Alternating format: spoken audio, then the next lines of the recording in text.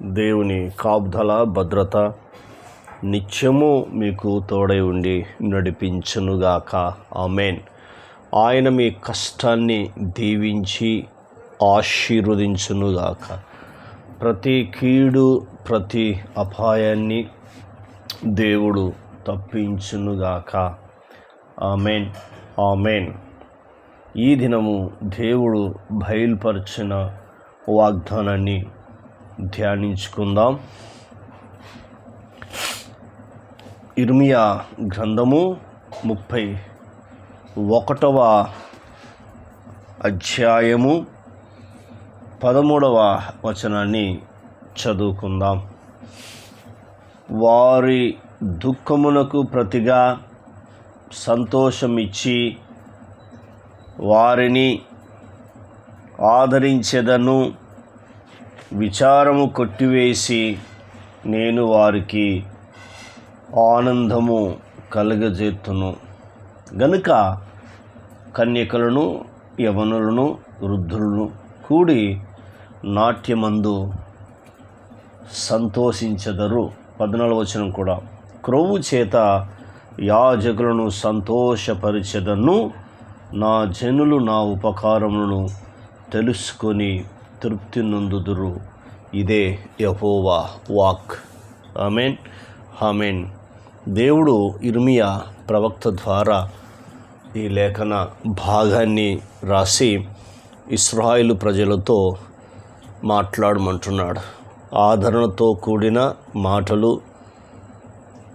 ధైర్యముతో కూడిన మాటలు, భయాన్ని తొలగించే మాటలు, బాధలు కష్టాలు దుఃఖమును తొలగించే మాటలు దేవుడు ఇర్మియా ద్వారా రాయించి వారికి తెలియపరుస్తున్నాడు.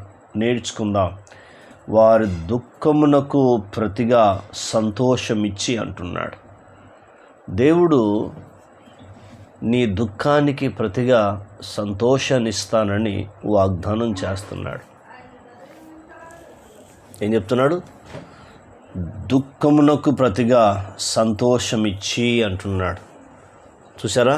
దుఃఖమునకు ప్రతిగా ఏం చేస్తున్నాడంటే సంతోషము ఇచ్చి వారిని ఆదరించేదను. ఎంత అద్భుతమైన మాట చూడు. దుఃఖమునకు ప్రతిగా సంతోషము ఇచ్చి వారిని ఆదరించదను. దేవుడు మాట్లాడుతున్నాడు. అందుకే దేవుడు ఈనాడు భూమి మీద పరిశుద్ధాత్మను నీ కొరకు నా కొరకు ఉంచి వెళ్ళాడు మన యేసుక్రీస్తు ప్రభువారు.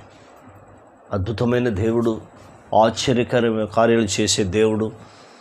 దుఃఖాన్ని తొలగించడానికి పరిశుద్ధాత్ముడు భూమి మీద ఉన్నాడు.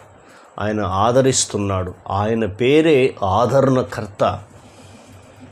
మనని ఎవరైనా ఊరుకోడు. దుష్టుడు మన జోలికి వస్తే కూడా ఊరుకోడు ఆయన. కాబట్టి యేసుక్రీస్తు ప్రభు కృప ఆయన భూమి మీదకి రాకడమే కాదు, ఆయన నీ కొరకు నా కొరకు సర్వమానవుల పాపముల కొరకు చనిపోయి సమాధి చేయబడి తిరిగి లేవడమే కాకుండా ఆయన వెళ్తూ తండ్రి అయిన దేవునితో ఒక వాగ్దానం తీసుకున్నాడు. వీళ్ళ పరిస్థితి ఏంటి? వీళ్ళంతా అమాయకులు, చదువులేని వాళ్ళు, పామరులు, వీళ్ళు జాలర్లు వీళ్ళు అని తండ్రిని అడుగుతున్నప్పుడు నేను ఆదరణకర్తను పంపిస్తాను అని తండ్రి కుమారునికి వాగ్దానం చేశాడు. ఆ వాగ్దానాన్ని తను నమ్మిన శిష్యులకు ఇచ్చాడు.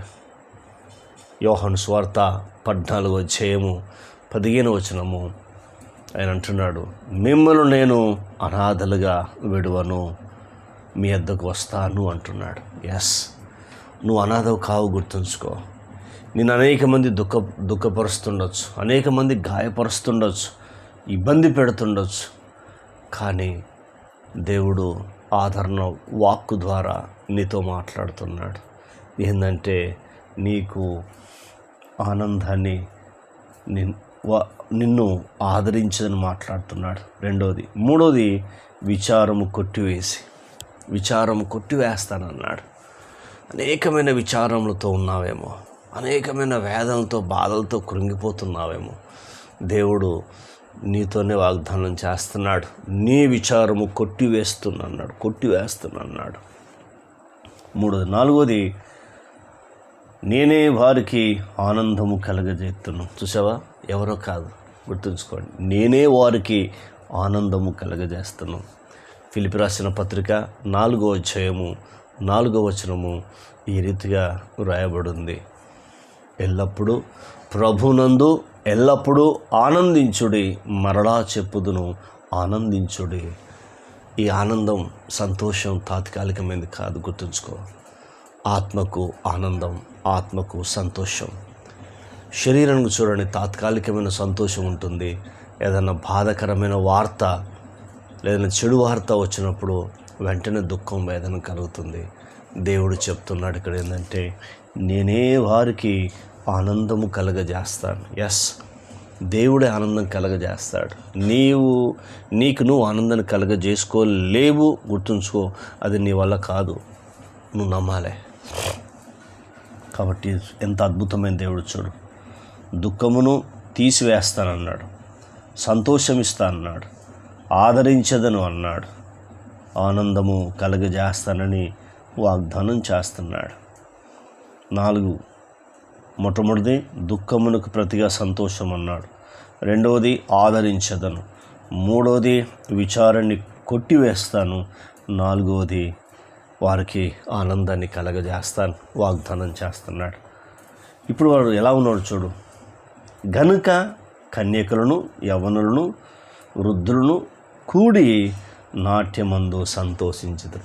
గనుక కన్యకలు, చూసారా, కన్యకలను, యవనులను, వృద్ధులను కూడి నాట్యమందు సంతోషిస్తారట. ఈ సంతోషం, ఆనందం మనకు యేసుక్రీస్తు ప్రభువారు ఇచ్చాడు.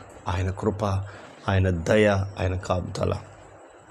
నువ్వే విషయంలో విచారం కలిగి ఉన్నావు, ఈ వాగ్దానం ఎత్తిపట్టి ప్రార్థన చేయమని కోరుతున్నాను. ప్రార్థన. కన్నతండ్రి, నీకు స్తోత్రాలు. వినుమాటలు దుష్టతకు పోకుండా సహాయం చేయండి. ఈ మాటల ద్వారా మీరు మమ్మలను ఆదరించి ధైర్యపరిచినందుకు కృతజ్ఞతలు, స్తోత్రములు, వందనములు చెల్లిస్తూ మహిమ పొందుమని, ఈ మాట ద్వారా మీరు మమ్మల్ని ధైర్యపరిచినందుకు వందనాలు, ఆదరించినందుకు వందనాలు, మా విచారం కొట్టివేసినందుకు వందనాలు, మాకు ఆనందాన్ని కలిగించినందుకు మీ కృతజ్ఞతలు, వందనాలు చెల్లిస్తూ మహిమ మీరు పొందుమని, మా ప్రార్థన విని జవాబిచ్చినందుకు మీకు వందనాలు. యేసుక్రీస్తు నామంలో అడిగినవన్నీ పొందుకున్నాం తండ్రి. ఆమెన్. ఆయన కృప సదాకాలం తోడై ఉండి నడిపించి ఆశీర్వించునుగాక. Amen, amen, amen.